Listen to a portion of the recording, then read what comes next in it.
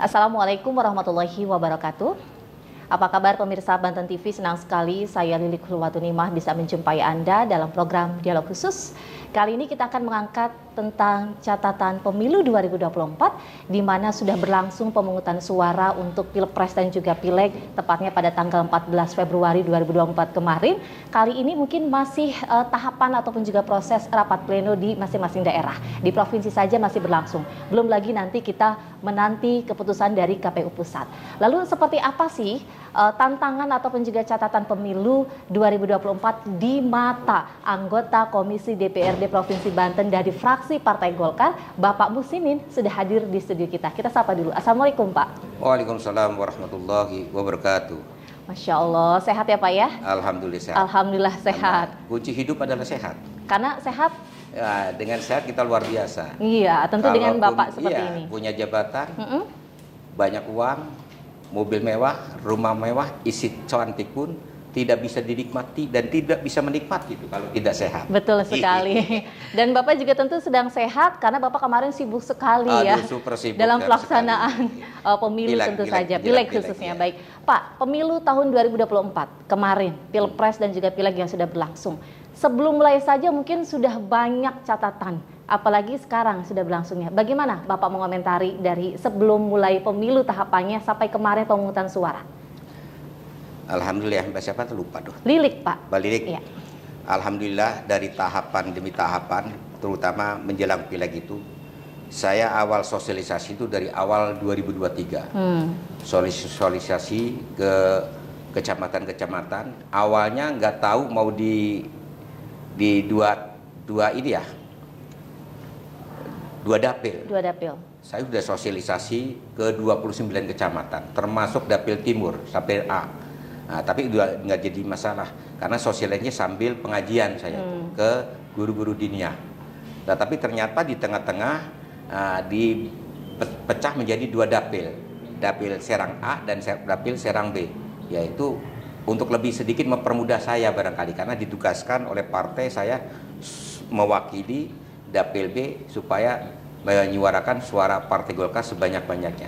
Tapi ujung-ujungnya alhamdulillah walaupun persaingan dari internal partai dan eksternal partai ini luar biasa, ini mungkin bagi saya pribadi ini persaingan yang luar biasa Pileg tahun ini 2004 nya luar biasa. Tapi kita syukuri ada, kita nikmati saja. Alhamdulillah kita berkat daripada kebersamaan dari semua tim saya ini, baik tim inti dari saya maupun tim lapisan dari saya ini kompak. Karena kalau tanpa kekompakan, tanpa kebersamaan, tidak mungkin Haji Muhsinin duduk lagi.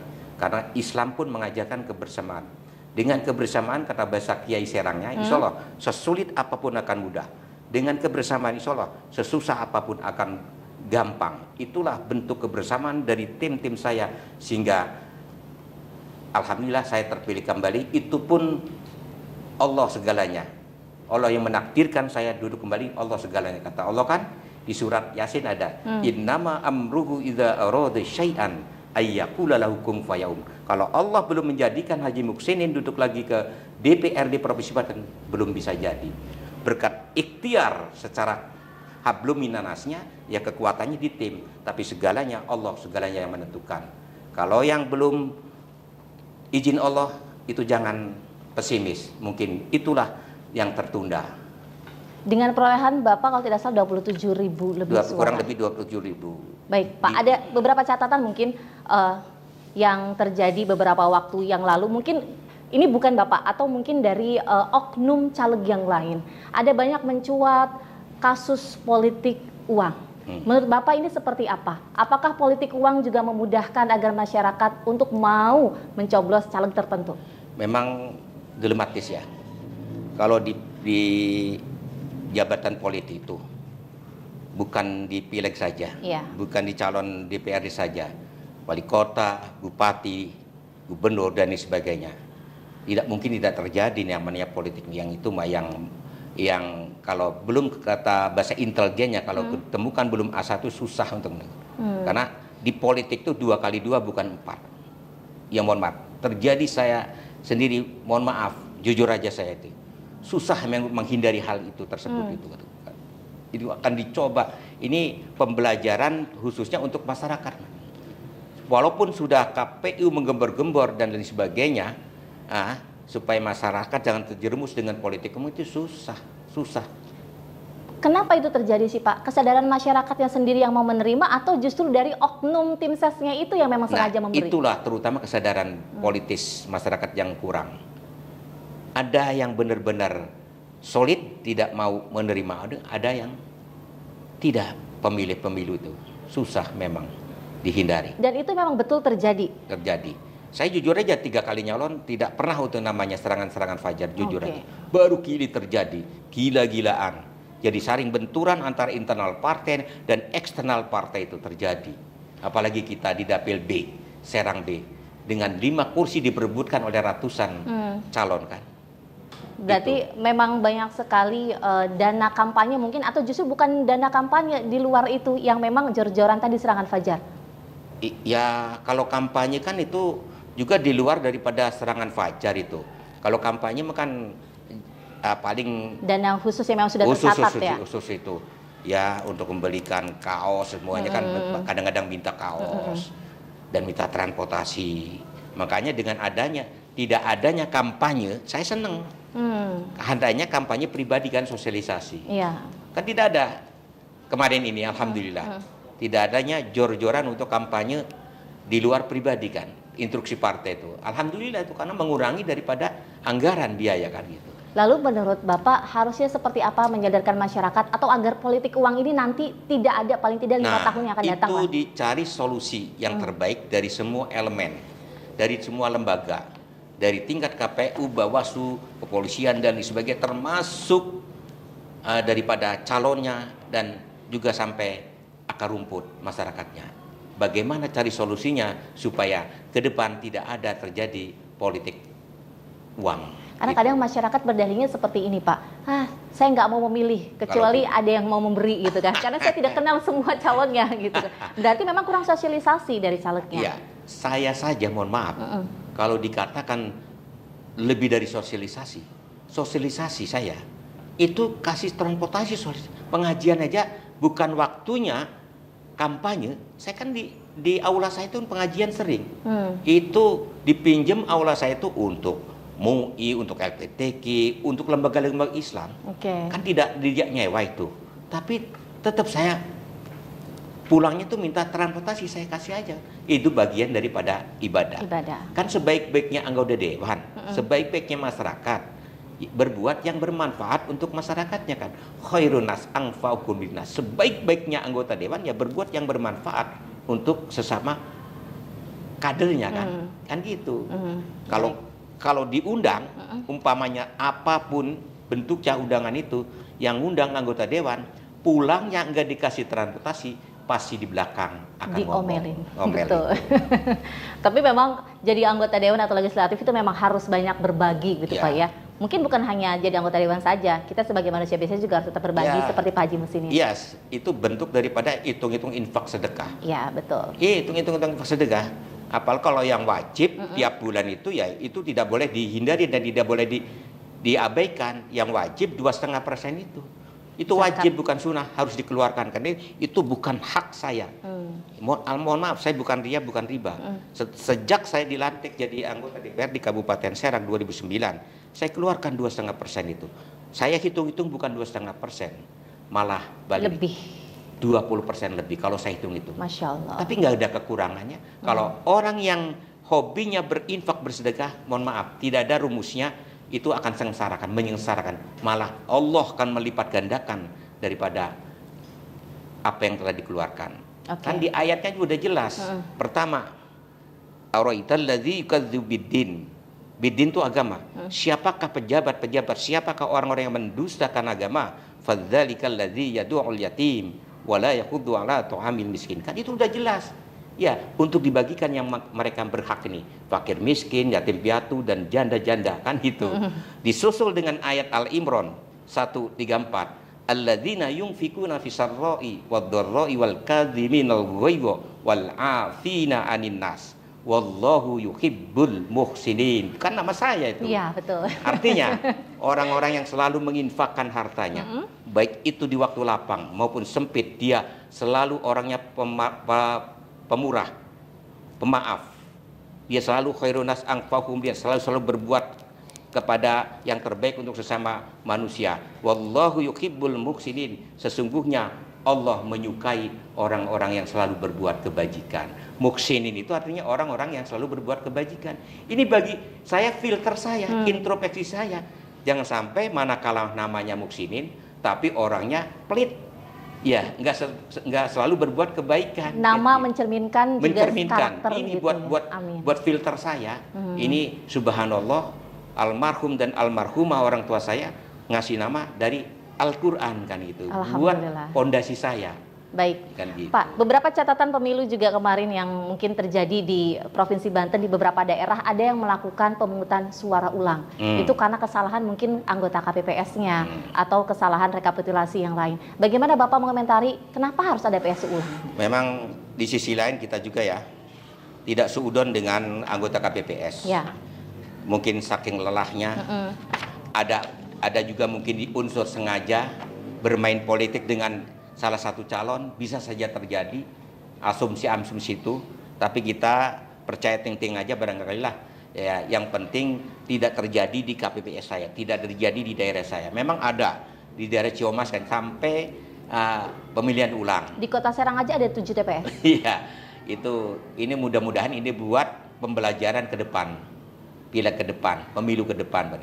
Mungkin itu bukan terjadi di pileg saja, pilpres juga mungkin terjadi. Ya, yang penting dengan pasca pilpres dan palka pileg ini, mari kita tutup lembaran lama, buka lembaran baru. Mari kita jaga keutuhan NKRI, itu yang terpenting. Berbeda pendapat menurut bahasa nasional kan ciri khas daripada demokrasi. Bahasa Allahnya rahmatan lil alamin. Yang penting satu tujuan, presiden siapapun jaga keutuhan NKRI gitu. Oke, mungkin bahas pilpres ya. Tadi Ya. Bapak sedikit pilpres. Ya, nah, pilpres kemarin gitu, walaupun sudah ada quick count kemenangan dan juga kekalahan, tapi aroma pendukung fanatiknya itu masih berlangsung hingga saat ini. Apa yang ingin Bapak komentari terkait itu? Saya rasa bukan pilpres tahun ini saja. Kita tengok ke belakang. Biasa yang kalah itu termasuk di pileg juga kan pilpres saja pasti akan ada gugatan kekurang puasan, itu sudah terbiasa. Ya, mudah-mudahan dalam hal ini bisa diatasi oleh lembaga-lembaga yang terkait menangani daripada gugatan-gugatan ini, persoalan-persoalan ini. Yang terpenting ya mudah-mudahan artinya tidak ada terjadi pilpres ulang lah menurut saya, karena anggaran juga tinggi, masyarakat juga ya. Bagaimana ngurus masyarakat kan, pilpres itu nggak semudah seperti membalikan telapak tangan kan, pemilihan ulang itu. Mari kita sadar kepada yang kalah ya, kita bergabung, syukur-syukur kan bisa bergabung kan gitu. Yang menang jangan menganggap ya dengan arogan, kita rangkul yang kalah gitu. Kita satu tujuan bagaimana untuk keutuhan NKRI ke depan, untuk memajukan bangsa yang sangat disayangi oleh bangsa Indonesia ini gitu. Itu aja. Bagaimana dengan caleg banyak yang gagal? Ya. Kan banyak juga mereka yang mungkin selain depresi, ada juga yang justru marah-marah ke warganya. Kenapa saya tidak dipilih? Ada banyak yang menutup akses jalan dan lain sebagainya. Itulah saya dari awal-awal sudah saya tidak mau mengomentari keluar dulu ke individu saya sendiri. Nah, setiap pencalegan apapun, ya jabatan politik, karena ingat di politik itu uang itu sangat dibutuhkan. Menurut konsep saya, tapi uang itu tidak segalanya. Banyak yang miliaran nggak dapat, ya, yang ratusan dapat. Itu tetapi bukan tidak dibutuhkan, sangat dibutuhkan. Oleh karena itu, saya menyarankan, makanya kenapa kata saya ngomong guyonnya ini. Kenapa setiap pilpres itu, pasca pilpres itu rumah sakit jiwa itu menyiapkan kan itu untuk supaya pileg-pileg yang depresi ya, yang tidak kuat mentalnya ini ya bisa ditampung. Kan udah ada di mensos itu. Ada yang telanjang pakai motor kan gitu, memprihatinkan. Makanya kalau yang mencalonkan wakil rakyat DPRD kabupaten dan provinsi dan pusat harus siap kalah dan menangnya. Apalagi menangnya, kalah pun harus siap. Ya karena kita nggak mungkin yang dibutuhkan 5 kursi, sedangkan yang daftar ratusan gitu. Nggak mungkin kan, apalagi semua dapat. Orang lebih satu juga nggak mungkin karena dibutuhkannya 5 kursi seperti dapil saya kan gitu. Jadi nggak bisa dipaksakan, dan tidak ada lagi pemilihan ulang. Seperti adik saya juga nggak terpilih di P3, ya saya sarankan sudah, itu namanya belum takdir. Kalau manusia tidak percaya dengan takdir, tidak terhadap daripada rukun iman yang terakhir, itu bagaimana kita kan orang Islam harus percaya dengan takdir, bahwa segala sesuatunya Allah yang menentukan. Innama amruhu idza arada syai'an ayyaqula lahu kun fayakun. Itu saja udah. Dan Bapak sendiri dari awal sudah siap menang dan kalah? Udah dari awal saya nyalon, ini 4 periode. Ya bayangkan kalau saya sampaikan apa adanya, yang saya sampaikan bukan fiktif fakta. Kalau fiktif saya membohongi dosa kan. Saya tidak punya uang waktu itu, 2009. Bayangkan. Pertama kali nggak punya. Dari mana? Saya kegiatan di lembaga kemasyarakatan, mantan karyawan Krakatau Steel, PHK. 2009 suruhnya tidak punya modal waktu itu. Kekuatan saya hanya silaturahim, pulang jam 1, jam 2. Mobil waktu itu punya mobil odong-odong, sedan baleno dibawa sendiri, tidak punya untuk ongkos supirnya. Jam 1, jam 2 pulang. Ya, saya berikhtiar, berdoa kepada Allah. Makanya saya hati-hati jadi dewan, karena minta-minta ke Allahnya mau benar. Setelah dikabulkan doanya nggak benar, bagaimana kan? Mengkhianati Allah. Itu fakta. Saya buru-buru ratusan juta, 100 juta nggak habis. Bukan nggak habis, nggak punya uang. Gila kan? Ini bukti terhadap saya. Modal kurang dari 100 juta, tapi pada waktu 2009 suaranya terbanyak dari seluruh partai Kabupaten Serang itu. Saya terbanyak. Harusnya pada waktu itu merekomendasikan partai jadi ketuanya saya. Tapi kebijakan partai lain, bukan ke saya. Saya terima saja karena saya minta-minta ke Allah, bukan tujuan jadi ketua DPRD, tapi untuk menjadi anggota DPRD. Dengan kemenangan Bapak kali ini, kemenangan kembali. Nah, apakah ini sebuah kepercayaan masyarakat kepada Bapak, bahwa mereka tuh menaruh percaya kepada Bapak untuk menjadi anggota legislatif kembali? Sudah barang tentu pasti kepercayaan, terutama kepercayaan tim-tim saya. Kalau sudah baku dari 2009 sampai sekarang ini, tim saya tuh kiai dan ustadz, terutama guru-guru diniyah. Karena ada ta'awanu alal dirinya saya. Kan saling tolong menolong dalam konteks kebaikan. Yang menganggarkan insentif diniyah itu cuma saya, perjuangan pribadi saya sendiri waktu di kabupaten. Sampai saat ini tidak terpisahkan dengan guru-guru diniyah. Makanya udah baku tim saya itu guru-guru diniyah, para kiai, para ustadz, forum-forum silaturahmi. Makanya saya di semua lembaga keagamaan jadi Dewan Penasehat. Di provinsinya juga sama, ada di MUI ketua Dewan Pertimbangan, di LPTK-nya Dewan Pembina, dan saya juga menjadi ketua Satkar Ulama Banten, dan di FSPP Forum Silaturahmi Pondok Pesantren ditunjuk menjadi Dewan Penasehat. Itu suatu kebanggaan. Tidak dapat honor, tidak apa kan? Ini sebagai ibadah, bagian daripada ibadah. Berarti Bapak dekat ulama, atau bahkan Bapak juga adalah sebagai sosok ulama begitu ya? Ya, karena kita juga alhamdulillah kan mendirikan ponpes pesantren, pondok pesantren. Dan itu 1 rupiah pun haram. Kalau saya minta-minta dapat anggaran hibah, baik dari kabupaten maupun provinsi, haram kalau saya dapat hibah. Waktu itu juga mau dibangun, di Hoptik jalannya, saya tolak dengan halus. Khawatir kenapa?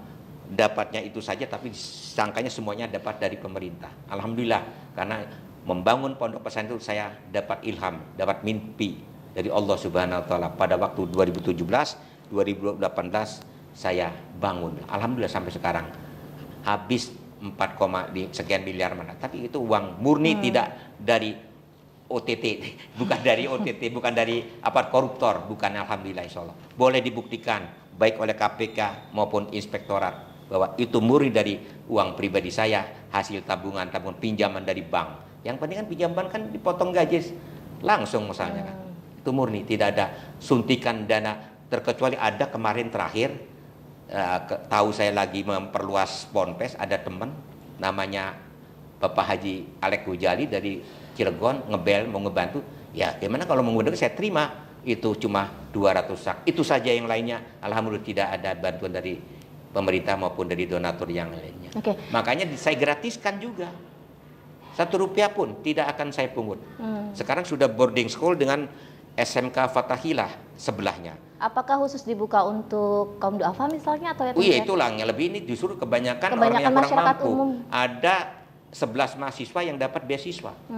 Jadi daripada ngontrak tinggal di situ, ilmu agamanya langsung dapat kan, umumnya juga dapat kan. Saya gratiskan itu, daripada ngontrak kan kasihan. SMK Fathahilah juga kan, kalau yang terjauh udah nggak usah ngontrak-kontrak, di situ aja tinggal, nggak Rp1 nggak boleh saya pungut. Kalau saya ngegaji pimpinannya, yang ngajar saya gaji kan, saya kasih honor. Baik, Pak, dengan terpilihnya Bapak kembali jadi anggota legislatif, menurut Bapak apa sih harapan besar masyarakat yang mereka harapkan kepada Bapak sendiri? Ya memang banyak sih. Jujur aja saya sampaikan kepada Ilik ya. Mudah-mudahan Pak Haji Muhsin ini terpilihnya kembali ini akan benar-benar ngomong kerennya amanah. Amanah, amin. Dan jangan sampai konsep disiplin, ya, konsep vokal dalam membela agama dan memperjuangkan forum program jangan sampai pudar. Terus perjuangkan. Yang kedua, yang selanjutnya barangkali kalau bisa mah nanti bisa jadi nomor 1 atau nomor 2 di kabupaten. Ngomongnya begitu harapan. Namanya juga harapan. Iya, amin. Yang diri sendirinya belum pernah cita-cita mau jadi bupati, mau jadi wakil bupati, nggak pernah saya bayangin. Sampai pernah rekomendasi dari 7 forum keagamaan supaya saya bisa jadi mendampingi Pak Andika. Tapi saya mah tidak mau saya tolak, tolong jangan disampaikan. Nggak enak, takut saya ntar kalau dikirain ambisius kan gitu. Ya kan gitu, nggak enak. Kalau seandainya itu terjadi? Ya, kalau memang diminta, ya kalau tujuannya untuk kemasyarakatan, ya bismillah. Tetapi kalau niatnya untuk bermain, ya ambisiusnya ke proyek saya tidak mau. Kalau tujuannya dalam kontrak kemajuan kemasyarakatan, mensejahterakan masyarakat, dan tujuannya mau mengembangkan forum-forum keagamaan supaya diberdaya, ya bismillah saya siap. Insya Allah saya itu akan komitmen saya akan saya bangun itu. Berarti Bapak siap ikut bursa pilkada nanti? Siap saja kalau dibutuhkan oleh masyarakat. Kalau dibutuhkan, boleh dicatat nih. Dan seizin partai. Ya kita kan punya partai Golkar. Kalau partai Golkarnya nggak mengizinkan, enggak. Saya fatsun partai. Apapun kita dilahirkan, dibesarkan dari partai Golkar. Saya tergantung daripada pimpinan partai. Tidak ada artinya Haji Muhsin bisa jadi keempat kali menjadi wakil rakyat Banten ini, ya atas dasar rekomendasi dari partai sebagai bendera saya. Yang dulu isu-isunya akan pindah partai itu hoax. Tetap setia pada partai Golkar. Tetap gitu. Daripada saya pindah partai, mendingan saya tidak dicalonkan, dan tidak mencalonkan. Itu aja. Kuncinya itu ya, Kuncinya Pak. Itu. Tetap kita setia, jangan mengkhianati partai. Iya kan? Barang sudah jadi orang begini, tahu-taunya di ujung-ujung mau pindah partai, kan sama saja mengkhianati. Dan banyak itu terjadi. Banyak. Kalau saya insya Allah mendingan nggak mencalonkan daripada pindah partai. Itu sudah konsep saya sudah. Apakah kalau enggak jadi dewan kita enggak makan? Kan tidak gitu. Juga. Ya, berikhtiar ke yang lainnya kan bisa. Baik, Pak, kembali lagi ke dapil Bapak saat ini. Mungkin apa sih prioritas yang harusnya dibenahi di dapil Bapak yang banyak disuarakan oleh masyarakat? Kita pengen gini, pengen ini. Nah, itu mayoritas itu adanya di aspirasi daripada masyarakat Kabupaten Serang. Tapi yang jelas masyarakat Kabupaten sudah banyak menikmati terutama infrastruktur kan.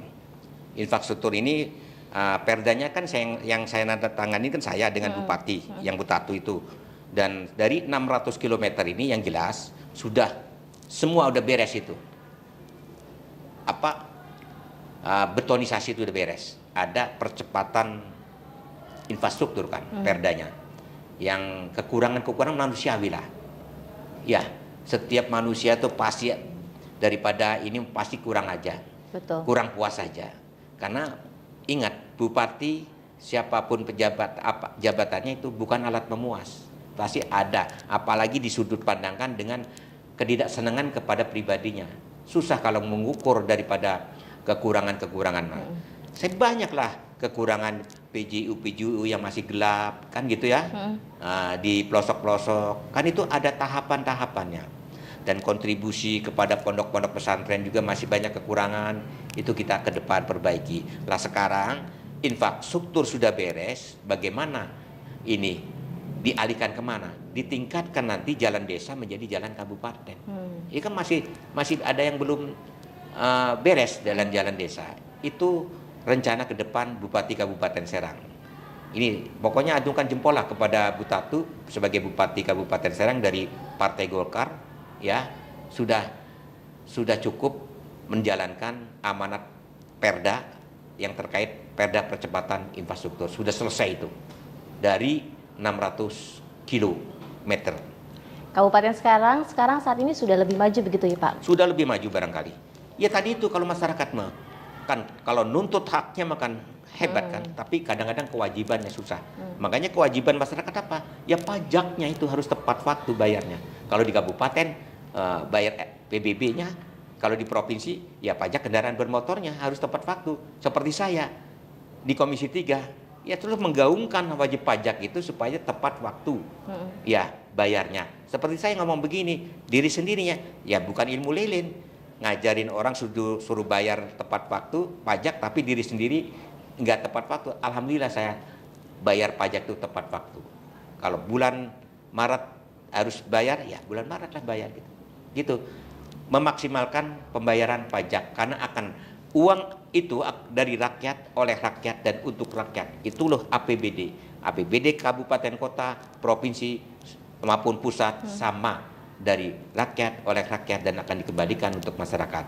Nah, maju mundurnya pembangunan baik di kabupaten maupun di provinsi tergantung dari pajaknya, maksimal pajaknya ini. Itu barangkali. Karena belanjanya dari mana kalau nggak dari PAD?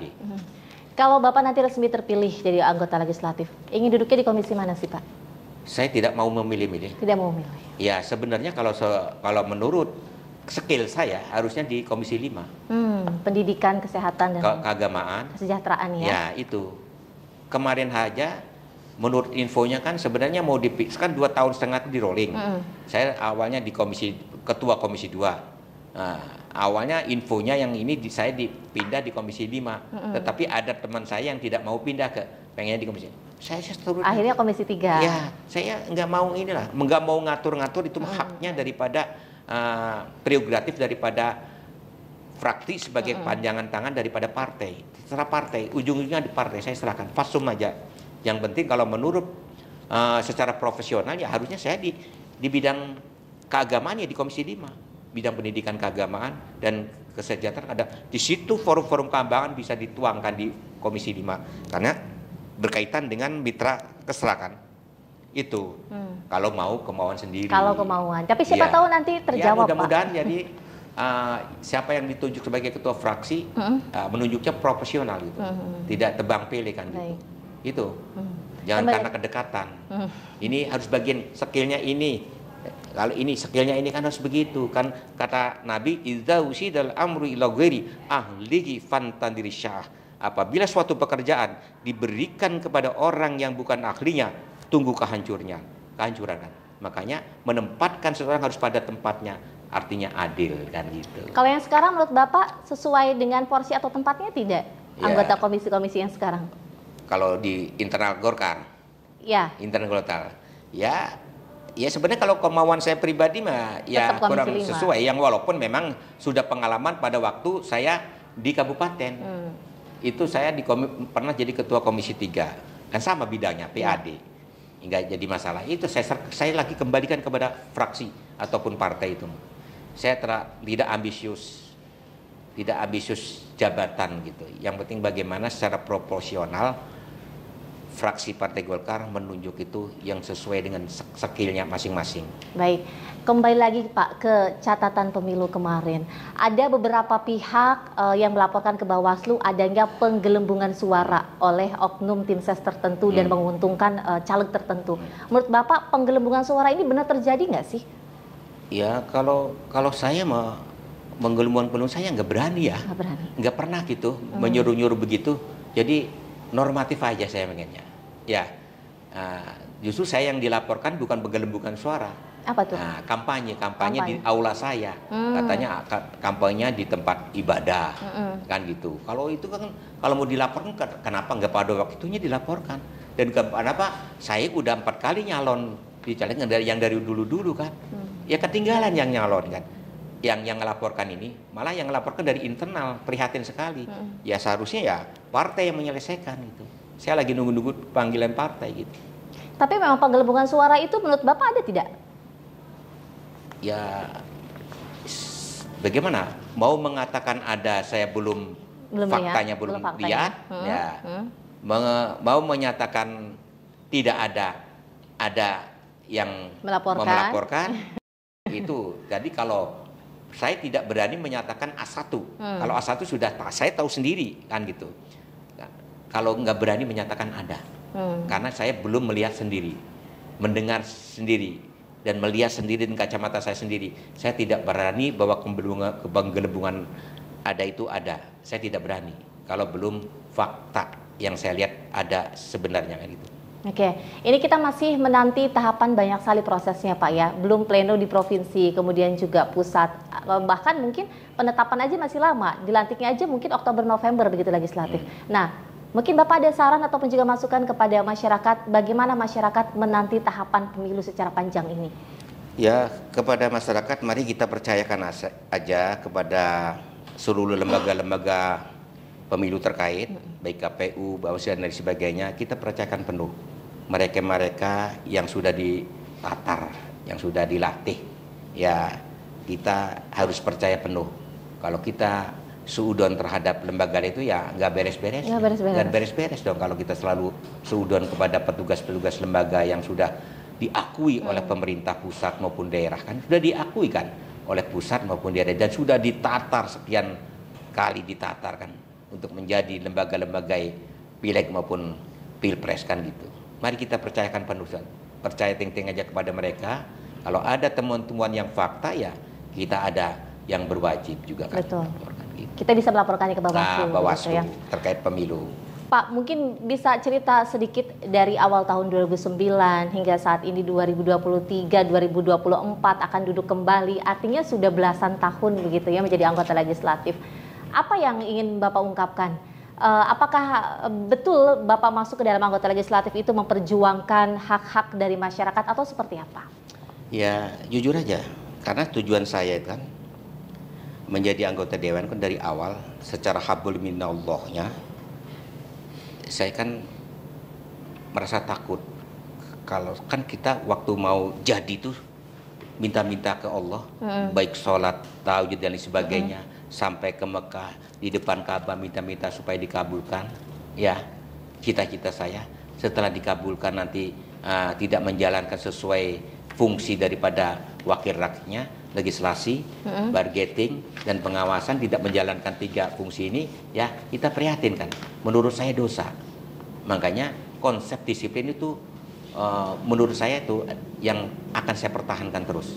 Karena orang yang mau baik, pejabat yang mau baik itu dari disiplin. Insya Allah itu tertera di pribadi saya, mohon maaf. Sepintar apapun kalau tidak disiplin, menurut saya nonsen bagi saya.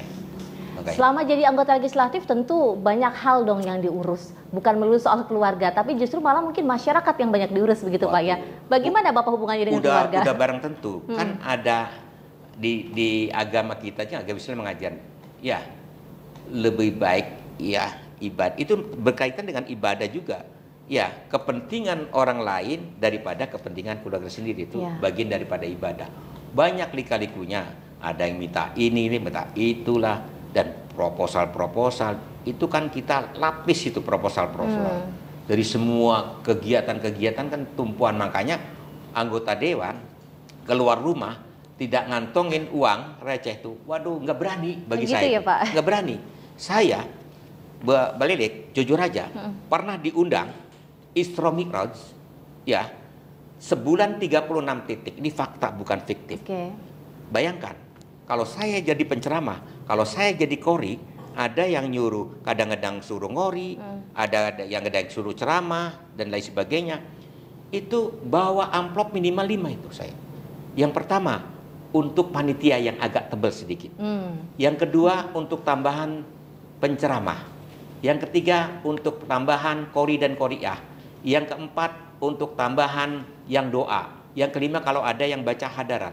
Dan kadang-kadang ada tambahan amplop saya.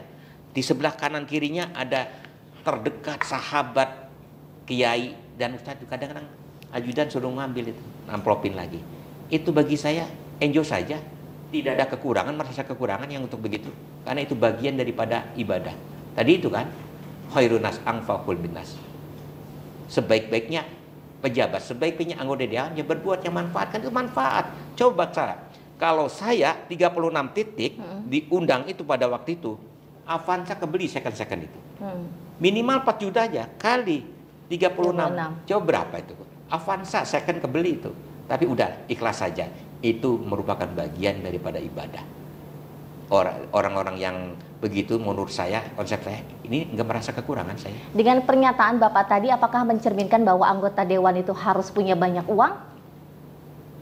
Ya, kira-kira begitulah. Bukan banyak uang, yang penting mah mencukupi. Mencukupi. Gitu. Kita belajar hidup itu harus sederhana. Jangan saya nggak gila hormat lagi kepada masyarakat. Karena ingat, pejabat itu tidak selama jadi pejabat. Setiap manusia yang dilantik, di-SK-kan oleh manusia, pasti akan terjadi mantan. Nih, saya nanti akan jadi mantan anggota DPRD Provinsi Banten. Kecuali jabatan dari Allah langsung, para kiai, para ustadz, tidak akan pernah yang akan menyebut mantan kiai, mantan ustadz. Benar nggak? Betul. Kalau ada orang yang menyebut, wih, Kiai Muksinin itu mantan kiai ya berarti orangnya nggak waras itu kan? Iya, nggak waras. Kiai mantan. Kiai tidak punya SK, tidak dilantik, langsung mengikuti dari Allah Subhanahu wa taala semua jabatan. Makanya setelah dijadi pejabat, segera jadi wakil rakyat, ingat, jangan takabur, jangan sombong. Benar nggak? Betul. Ingat bahwa kalau memahami isi kandungan Pancasila ayat keempat dan kelima, itu yang harus ditanamkan seluruh anggota DPRD baik kabupaten, kota maupun provinsi maupun pusat, bahwa kita tugasnya ada di ayat keempat dan kelima Pancasila. Kerakyatan yang dipimpin oleh hikmah, kebijaksanaan dalam permusyawaratan dan perwakilan. Ini saya ya perwakilan dan balik juga kan. Panggilan rekan-rekan saja mewakili seluruh masyarakat Provinsi Banten dari 12 juta jiwa ini. Ya, bagaimana supaya menghasilkan sila kelima, keadilan sosial bagi seluruh masyarakat Provinsi Banten dan 8 kabupaten kota kan.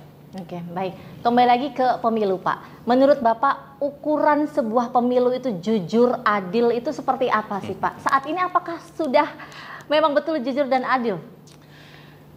Kalau menurut jujur itu kita kan manusia biasa. Ya. Mohon maaf. Haji Muksinin juga kalau mau bersih itu bukan Rasul, bukan Nabi. Apalagi sebagai pelaksana. Ingat, undang-undang itu bukan Quran dan bukan hadis. Dibuat oleh manusia. Kadang-kadang UHAP aja, yang salah jadi benar, yang benar jadi salah. Ingat itu. Apalagi kita petugas dari pelaksana pemilu ini, kalau dikatakan ya dikatakan jujur ya tidak, dikatakan tidak ya jujur. Susah menempatkan bahasa begitu, saya rasa. Karena pasti terjadi polemik, gugat setiap ada pemilu kan pasti ada gugatan. Yang kalah merasa kurang puas kan gitu. Betul. Itu mari kita sikapi, serahkan kepada penegak hukum yang ada di negara ini. Itu saja kita kembali. Tapi sebaliknya penegak hukum juga baru tuh harus yang tegak lurus, harus benar-benar menjalankan amanah undang-undang. Ya kadang-kadang susah kan itu. Karena tadi itu undang-undang itu bukan Quran dan bukan hadis, bisa direvisi. Ya kan? Siapa yang berani merevisi Quran dan hadis? Mau bermain-main di Quran dan hadis? Tidak ada kan? Tidak ada. Lah iya. Baik, Pak, terakhir barangkali ini. Ini kita pemilu belum selesai karena masih ada pilkada di akhir tahun nanti. Bagaimana Bapak saran atau mungkin berikan kepada masyarakat begitu ajakan agar jangan bosan untuk menjadi pemilih nanti? Silakan Pak, singkat saja. Yang pertama terhadap petugas pilkada ya. Baik kabupaten maupun kota dan provinsi, agar benar-benar menjalankan fungsi tugasnya yang sebenar-benarnya untuk menghindari hal-hal yang tidak diinginkan. Ya, yang adanya gugatan dan lain sebagainya. Dan yang kedua kepada calon bupati, wali kota maupun gubernur, ini harus benar-benar juga menjalankan undang-undang tentang pemilunya. Ya, jangan sampai belum waktunya lakukan kampanye, dan money politik mari kita hindari. Yang ketiga kepada masyarakat baik kabupaten, kota maupun provinsi, mari kita benar-benar profesional, kita hargai pilkada ke depan yang kalau tidak salah bulan November ini, kita hindari money politik. Mililah pemimpin yang sebenarnya, yang punya skill, yang sesuai kemampuan. Karena idza usyidal amru ila ghairi ahlihi fantandiri sya'ah. Jangan sampai memilih seorang pemimpin yang bukan ahlinya, fantandiri sya'ah, tunggu kehancuran kalau kita memilih seorang pemimpin asal-asalan. Ya, kalau bagi pribadi saya, mari yang objektif memilih seorang figur pemimpin ke depan. Itu aja. Baik. Karena itu akan terjadi fantandiri sya'ah, kata Nabi, kan begitu. Itu saja barangkali Pak Lilik. Terima kasih banyak Pak Haji sudah menambah banyak wawasan kepada saya dan juga mungkin masyarakat dan pemirsa di rumah. Sekali lagi terima kasih banyak, dan pemirsa Banten TV, demikian dialog khusus bersama Pak Haji Muhsinin. Saya Lilik Hulwatunima dan kru yang bertugas mohon pamit. Wassalamualaikum warahmatullahi wabarakatuh. Waalaikumsalam warahmatullahi wabarakatuh.